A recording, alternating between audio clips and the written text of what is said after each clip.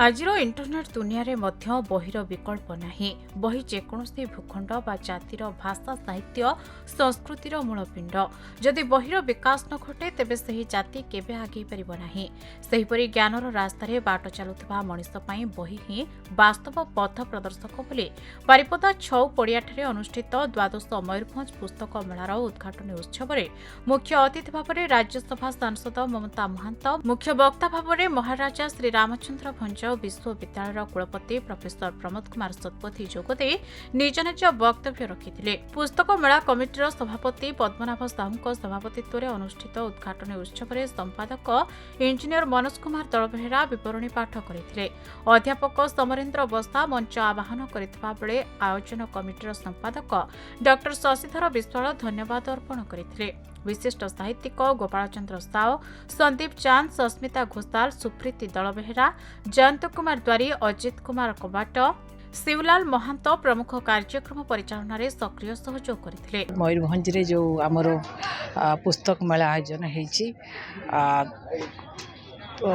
द्वादश 12तम खूब सुंदर आयोजन होईची। एठी आमर सभापति पद्मनाभ साहू महोदय एवं तांकर जो एठी आमर मयूरभंज रो जो पुस्तक प्रेमी एवं लेखक लेखिका एठी जेते आमर अछंती गुणी बुद्धिजीवी गुणीजीवी ज्ञानी समस्त द्वारा ये पुस्तक मेला आयोजन होईची। तेणु धन्यवाद देवी सेमानकु जे कि तांकर जो जुगान्तकारी एवं जो उच्च चिंताधारा सेतिपई आमर जो पुस्तक मेला सक्सेस हो पारुची।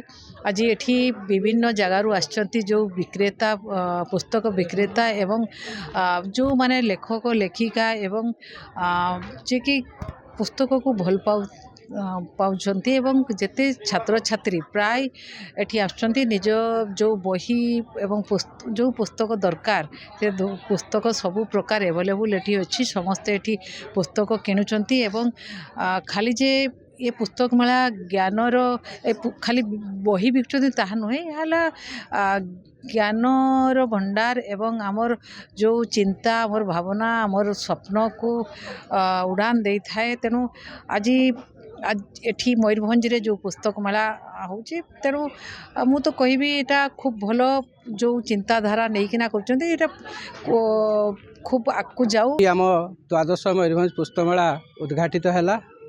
दीर्घ 12 वर्ष धरी यही संस्कृति प्रिय सहर बारिपदार विभिन्न कष्ट स्वीकार करी विभिन्न असुविधार सम्मुखीन होई आम ये पुस्तक मेला आयोजन करी आसछु। कारण आम चाहूँ जे विद्या बा ज्ञानर केबे अंत न थाए एवं प्रिंट मीडिया जुगरे बा आमर जो आमर प्रिंट मीडिया जुगरे जेतले आसीगला डिजिटल मीडिया से समस्त नष्ट कर साराणी बही को प्रिंट को। तेणु केमिति बही पुणी बंची रहू बही भाया साथी जो मनीषर सेटा को पुणी बजाय रहू यही विश्वास नहीं आम मैंने आंदोलन आम आंदोलन स्वरूप ये पाठक आंदोलन स्वरूप ये चलाई रखिचु एवं आशा करुचु जे आगामी वर्ष मध्य बंची रहिबो। मयूरभंजर प्रदीप्त होता रिपोर्ट खबर ओडिशा।